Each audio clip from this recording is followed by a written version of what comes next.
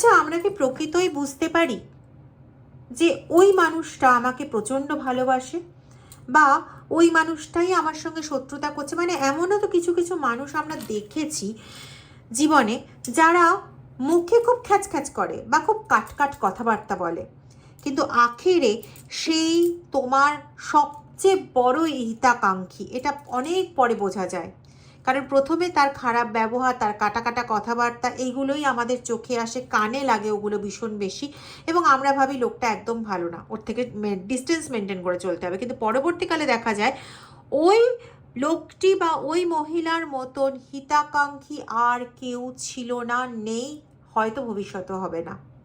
তাই নয় কি বলো?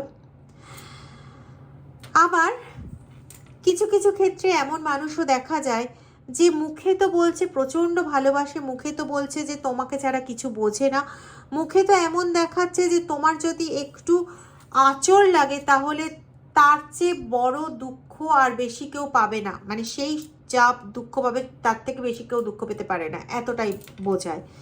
কিন্তু সেটা সত্যি তো? মানে কোথাও সে সামনে এক দেখাচ্ছে, পেছনে আরেক জিনিস, এটা নয় তো? এই ব্যক্তি যে তোমার পার্টনারই হবে এমন কিন্তু ম্যান্ডেটারি কিছু নয়।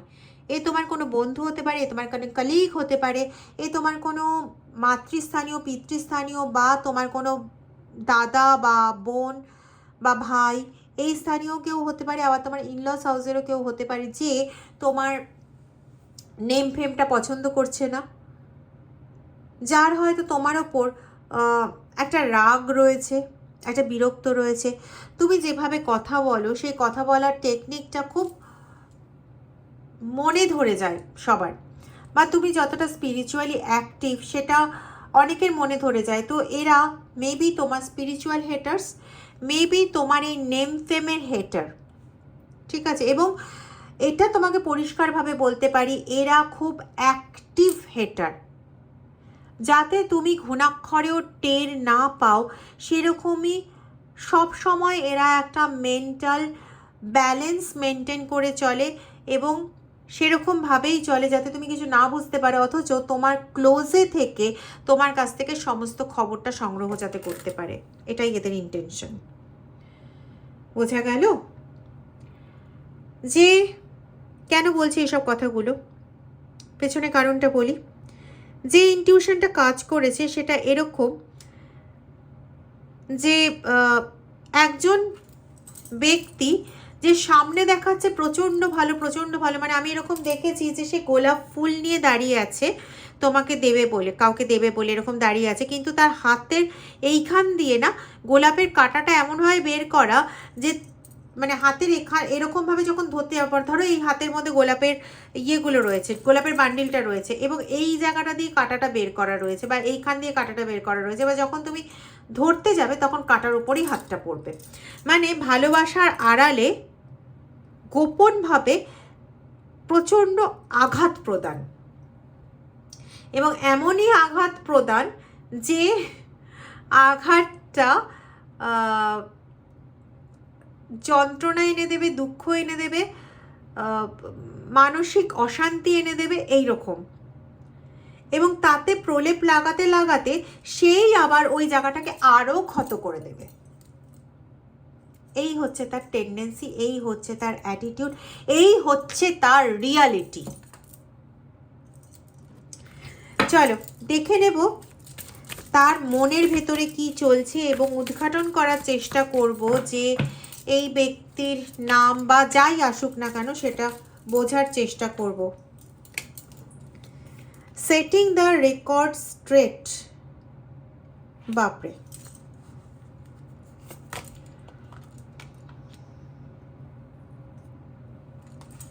ফাইন্ডিং এভিডেন্স, গেটিং কট, চিটিং, রীতিমতো তোমাকে চিট করছে ব্যক্তি, এবং তার নিশানা কিন্তু একদম স্ট্রেট, একদম স্ট্রেট নিশানা, এবং নিশানাটা কিন্তু তুমি, নাথিং এলস। নিশানাটা কিন্তু একদম তুমি, ঠিক আছে? এবং এ তোমার বিভিন্ন রকম এভিডেন্স নষ্ট করেছে। তুমি দেখবে হয়তো, তুমি হয়তো পেয়েওছো অলরেডি। আচ্ছা, রিডিংটা টাইমলেস, রিডিংটা জেন্ডার স্পেসিফিক নয়, রিডিংটা সমস্ত জোডিয়াক সাইনের সমস্ত ধরনের মানুষের জন্য রিডিং, যতটা ম্যাচ করবে ততটা নেবে, বাকিটা অন্যদের জন্য ছেড়ে দেবে, তাড়াতাড়ি বলেছি। আর দ্বিতীয়, যারা আমার থেকে পার্সোনাল রিডিং নিতে চাইছো, সেটা ব্ল্যাক ম্যাজিক রিমুভ হোক বা কাটান ক্রিয়া হোক বা এমনি রিডিং নেওয়া হোক, লাভ স্পেল হোক, বাস্তুদোষ কাটান হোক, বাস্তু রিডিং হোক, যাই হোক না কেন, তার জন্য তোমরা এই নাম্বারে হোয়াটসঅ্যাপ করে আমার সঙ্গে যোগাযোগ করতে পারো। নাম্বারটা হচ্ছে 8017358735। প্লিজ কল করো না, হোয়াটসঅ্যাপ করে আমার সঙ্গে যোগাযোগ করতে পারো। কোনো মেসেজ লিখে রাখো বা অডিও মেসেজ সেন্ড করে রাখো, ঠিক আছে? আমি অবশ্যই দেখবো, অবশ্যই তোমাদের মেসেজের উত্তর দেবো। আর আরেকটা নাম্বার ভিডিও ডেসক্রিপশন বক্সেও দেখবে দেওয়া আছে, আমি তাও বলে দিচ্ছি, 9062656579, ঠিক আছে? এই নাম্বারটাতেও তোমরা হোয়াটসঅ্যাপ করে আমার সঙ্গে যোগাযোগ করতে পারো, বা তোমরা যদি হোয়াটসঅ্যাপের অসুবিধে থাকে তাহলে ওই 9062656579 এই নাম্বারটাতে তোমরা ফোনের যে নর্মাল মেসেজ, টাইপ মেসেজ হয় না, সেটা করেও তোমরা যোগাযোগ করতে পারো। ওকে? কল করলে ম্যাক্সিমাম সময় কল ধরা হয় না, তাই বারবার করে রিকোয়েস্ট করি, প্লিজ কল করো না। আচ্ছা, এখানে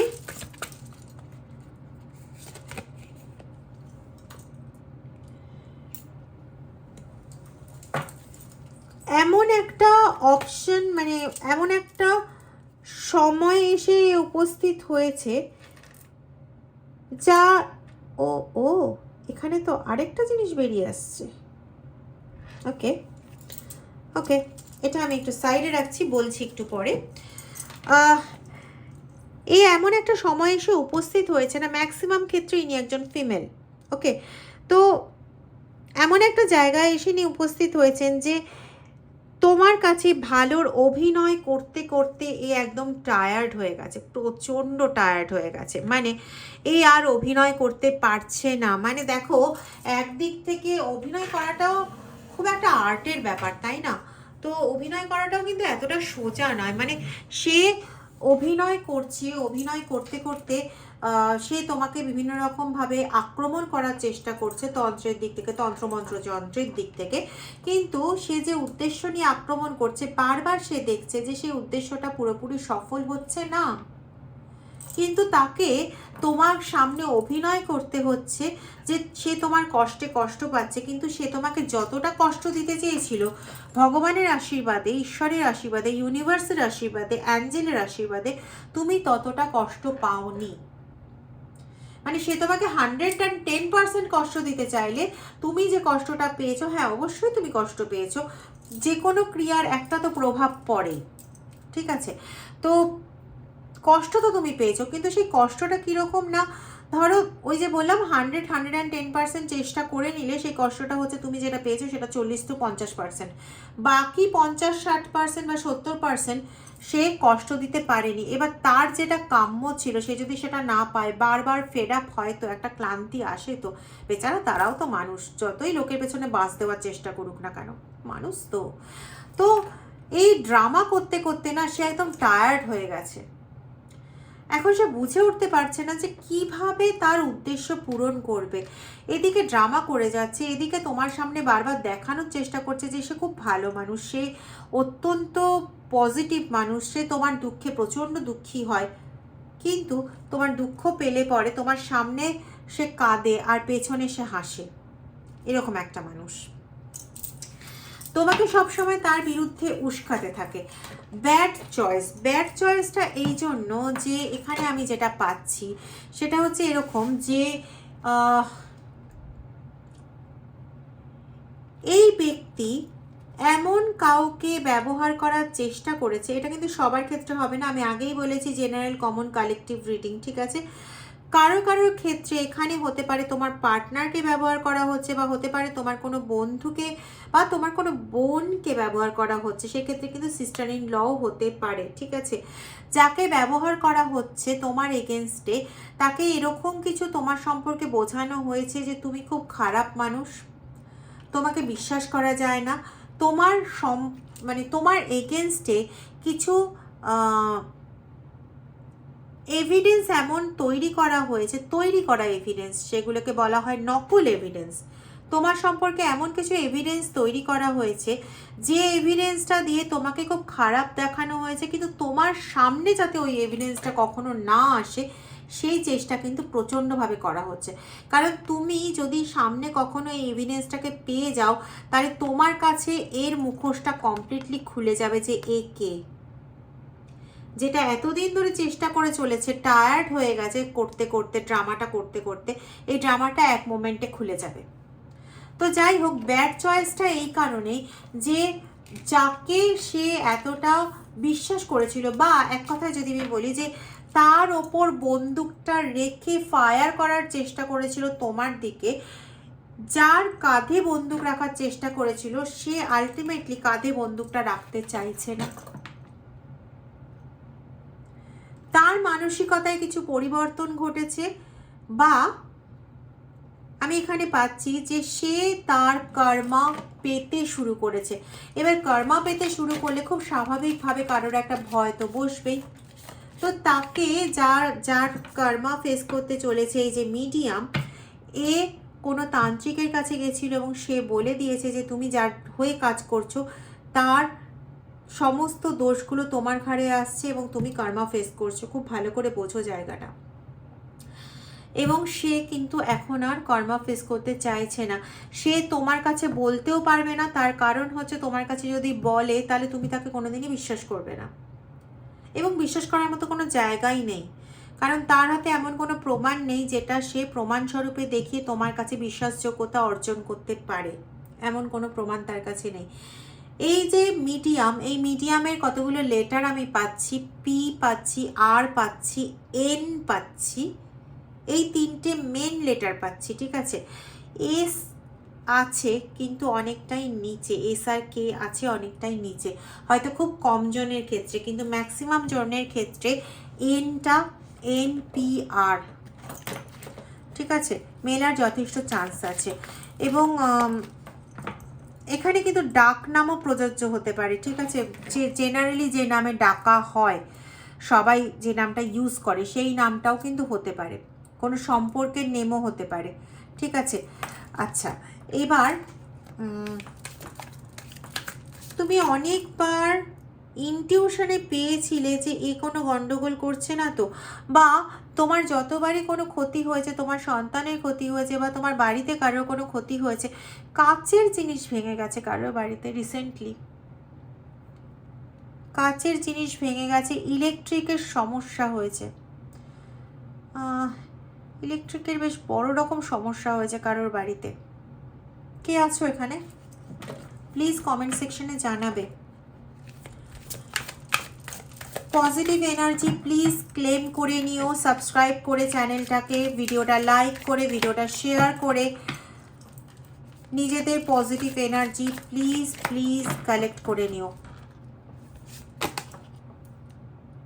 দেখেছো, বলেছিলাম না তোমার নেম ফেমে কারোর বিশাল বড় সমস্যা, তুমি কোনো কিছুতে এগিয়ে যাবে সেটা কি করে হয় বাপু, মানে সে তো আছে এগিয়ে যাওয়ার জন্য, এই জন্য এ তোমাকে রীতিমতো কপি করে।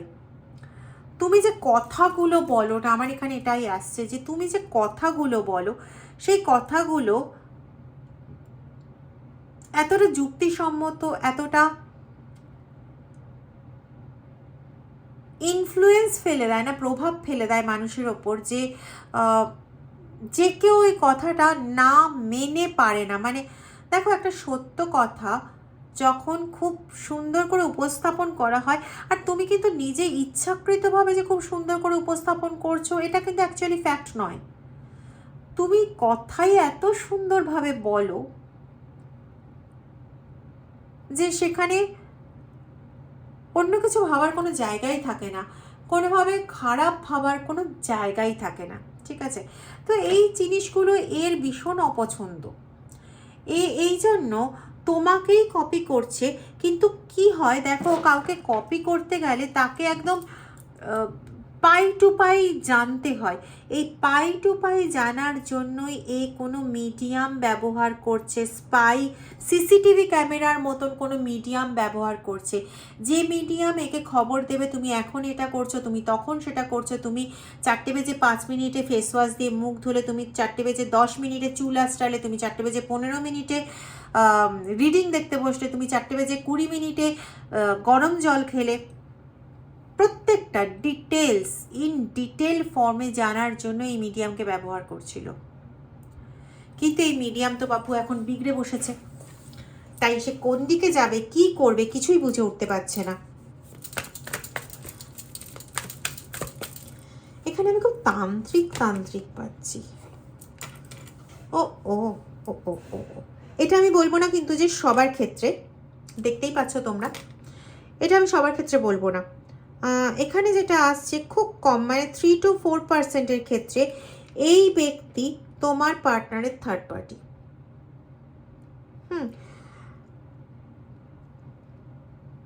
আরও কিছু কম ব্যক্তিদের ক্ষেত্রে এটা পাচ্ছি, এদেরও পরিমাণ তোমাদেরও পরিমাণ খুব কম, যাদের ক্ষেত্রে আমি এটা পাচ্ছি যে এই যে ব্যক্তি, maybe A mail maybe a female, এ আগে তোমাকে ভালোবাসতো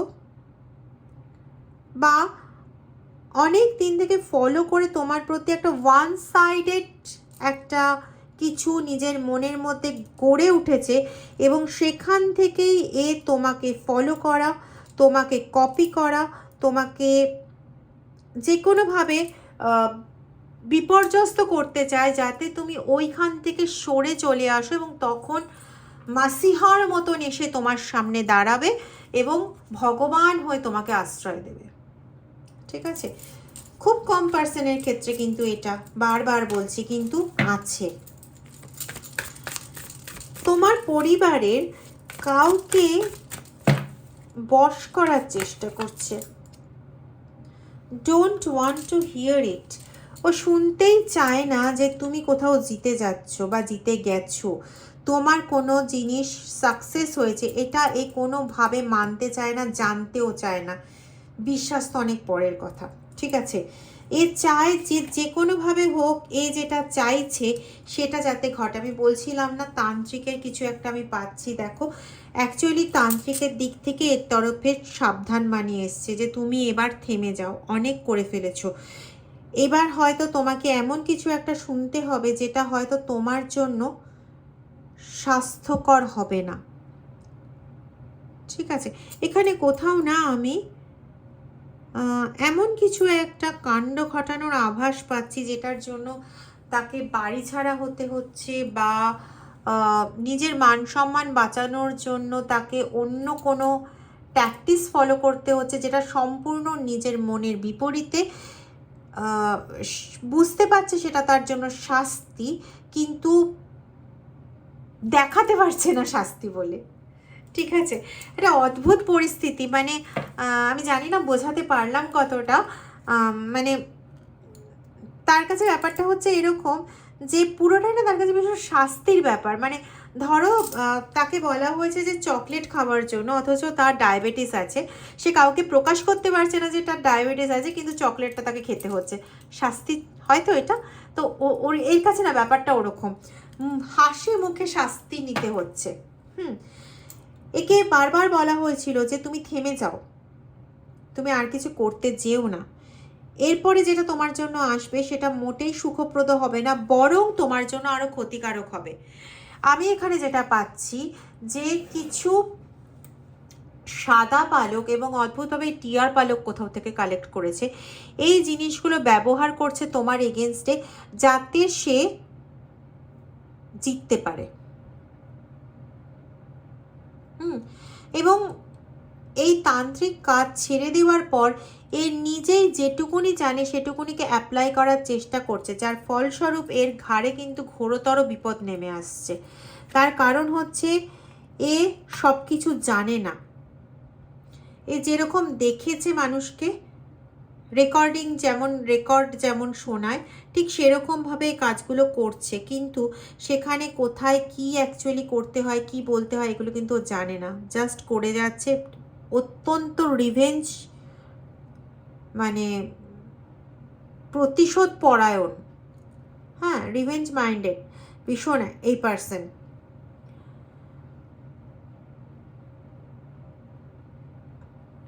খুব শিগগিরই না এটা রিভিলও হতে চলেছে। এই যতই চেষ্টা করে নিক না কেন নিজেকে গোপনে রাখার, এতদিন ধরে গোপনে রেখেছে ঠিক কথাই, কিন্তু এবার উদ্বোধনের সময় এসছে, দেখেছো? আবার এই প্রাইভেট রিলেশনশিপও বেরিয়ে আসবে। আর দেখি কি আসছে, ইন দেয়ার ফিলস, ওকে। আমি বলতে গিয়েও বললাম না যে কোথাও আমি একটা জেল হাজত মার্কা গল্প পাচ্ছি বা গন্ধ পাচ্ছি। কেউ পুলিশি ঝামেলাতেও ফাঁসছে, হতে পারে কোনো রকম আইনগত কোনো কিছু নিয়ে, অথবা হতে পারে হচ্ছে কোনো এমন কোনো কাজ করেছে যেটার জন্য ড্রাইভিং লাইসেন্স নিয়ে কোনো কিছু হতে পারে, কিছু একটা সামথিং যার জন্য পুলিশের কাছে মানে যাওয়ার প্রয়োজনীয়তা পড়ছে বা পুলিশ ধরছে, ঠিক আছে? তারা না নিজেদের ফিলিংসেও বুঝতে পারছে যে তাদের হাতে নাতে ধরা পড়ার সময় চলে এসেছে। তবুও হয় না, আমি হাল ছাড়বো না বন্ধু, হাল ছাড়বো না। এতটাই ইনসিকিউরিটিতে ভুগছে এই মুহূর্তে যে তার সর্বস্ব দিয়ে লাস্ট বার ট্রাই করে নিচ্ছে, দেখেছো? তার সর্বস্ব দিয়ে লাস্ট বার ট্রাই করে নিচ্ছে যে কিছুতে যদি কোনোভাবে যদি কন্ট্রোল করা যায়, কোনোভাবে যদি ম্যানিপুলেট করে গেমটাকে নিজের আন্ডারে নিয়ে নেওয়া যায়, কিন্তু এটা আর কোনোভাবেই পসিবল না।